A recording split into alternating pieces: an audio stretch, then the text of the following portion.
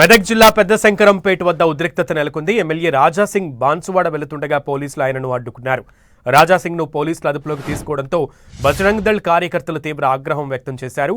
RTC bus అద్దాలను ధ్వంసం చేసి రోడ్డుపై బైఠాయించారు. కాంగ్రెస్ ప్రభుత్వానికి వ్యతిరేకంగా నినాదాలు చేస్తూ నిరసన తెలిపారు.